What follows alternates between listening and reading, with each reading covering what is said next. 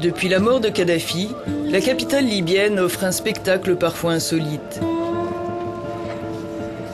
Le complexe de Bab al-Azizia, l'ancien siège du pouvoir du dictateur déchu à Tripoli, est devenu un lieu de visite où les citadins se mêlent aux héros de la révolution. Ce jour-là, Anna et sa sœur Awatef sont venues assister avec leur mère à un événement historique. La démolition des restes de l'une des demeures de Kadhafi, dont les jets de l'OTAN n'étaient pas venus à bout. Tout un symbole pour ces femmes. Pour nous, cet endroit le représente lui, sa pensée, ses hommes. Toutes les atrocités ont commencé ici, tout ce qui s'est passé en Libye depuis 42 ans. Donc cet endroit, pour nous aujourd'hui, maintenant qu'il est parti, représente notre liberté. La liberté de la Libye et le futur de la Libye. Et une fois que la maison sera démolie, espérons qu'il ne restera plus rien de Kadhafi. Je ne peux pas décrire ce que je ressens. Je n'y crois toujours pas. Vraiment, j'ai du mal à y croire. Et parfois, je me demande est-ce que c'est vrai? Et puis, je me rends compte que oui, c'est vrai. Et alors, je me sens vivre à nouveau. C'est un pays qui n'a jamais connu la liberté politique, qui n'a jamais eu plusieurs partis politiques. Nous avions un seul dirigeant, un dictateur, une pensée unique. Nous devons apprendre à exercer notre liberté maintenant. Nous devons apprendre à accepter les divisions politiques et nous espérons arriver à conserver l'unité de notre peuple en même temps.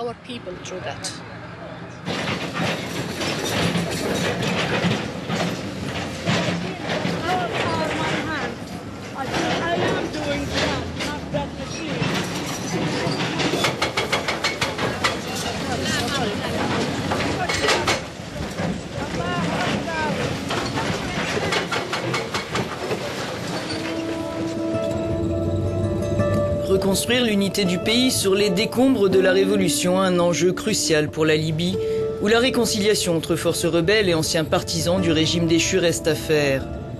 La démilitarisation, la maîtrise des tensions interrégionales et des rivalités tribales ne sont que quelques-uns des autres défis à venir. Lors de la première visite officielle d'une instance politique internationale au Conseil national de transition, le président du Parlement européen venait offrir son soutien à la construction des futures institutions libyennes. J'ai proposé des choses concrètes au niveau des échanges entre politiciens, sur la manière de construire la démocratie et mettre en place des institutions et des procédures démocratiques. Si le Conseil national de transition a promis d'engager le pays sur la voie de la démocratie, ce sera à l'aune de la loi islamique, a réaffirmé le président du CNT. La source de toute législation, c'est la charia islamique. Sur cette base et dans cette période transitoire, chaque texte de loi, chaque décision qui ne respectera pas la Constitution ne pourra pas être appliquée.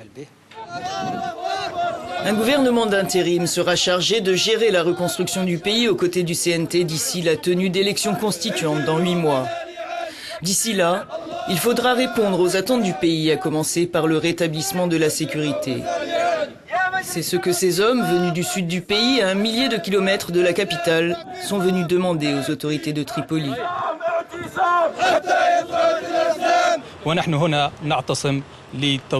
Nous sommes ici pour protester et faire entendre la voix de ceux qui vivent dans le sud.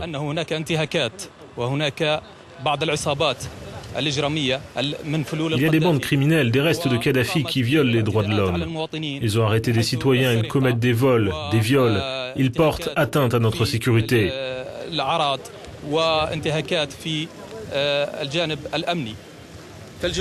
Le sud est devenu une sorte de refuge pour les mercenaires de Kadhafi. Ils se sont regroupés là-bas. Ils commettent toutes sortes d'exactions en se faisant passer pour des révolutionnaires du 14 février.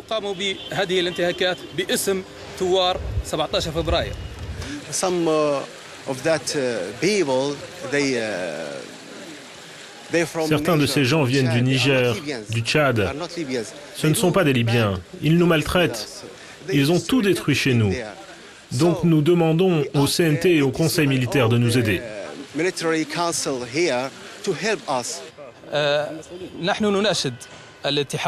Nous appelons l'Europe à jouer un rôle efficace dans la protection du sud de la Libye, parce que c'est le principal point de passage de tous les Africains qui veulent se diriger vers l'Europe.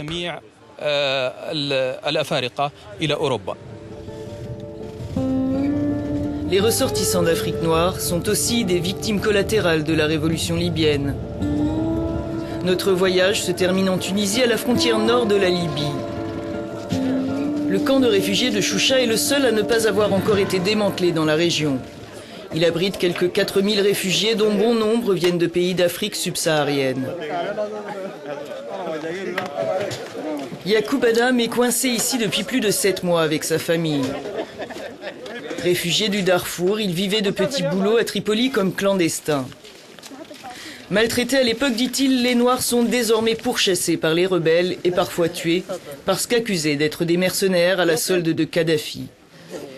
Officiellement, les brigades du régime comptaient quelques 6000 mercenaires noirs en février. Ce sont tous les autres qui en payent aujourd'hui le prix, raconte Yacoub Adam. Non, ce n'est pas tout le monde qui était mercenaire. On ne nie pas que ça s'est passé, mais ceux qui l'ont fait étaient forcés par les hommes de Kadhafi. Ils disaient soit tu es avec nous, soit tu es avec les rebelles. Il y a des gens à Misrata qui ont été tués pour ça. Les brigades forçaient les hommes à les rejoindre, sinon ils les tuaient. Il fallait choisir entre deux mots, et même l'option la plus douce était amère pour nous. Soit tu allais avec les brigades et tu te faisais tuer par les rebelles, soit tu n'y allais pas et tu étais perdu. Mais on n'a pas tous participé. Certains à Choucha ne sont là que depuis peu. Soudanaise, Rania et sa famille sont arrivés il y a quelques semaines après avoir été bloqués pendant 18 jours par les rebelles à la frontière tunisienne. La famille vivait en Libye depuis 9 ans. Impossible d'y rester aujourd'hui. L'horizon de Rania et des siens semble bloqué aux confins du camp. C'est pire maintenant, parce que les gens qui ont pris le pouvoir à Benghazi pensent que les Noirs sont leurs ennemis. Parce qu'on dit que Kadhafi aimait les Noirs, et maintenant tout le monde pense que ce sont des ennemis.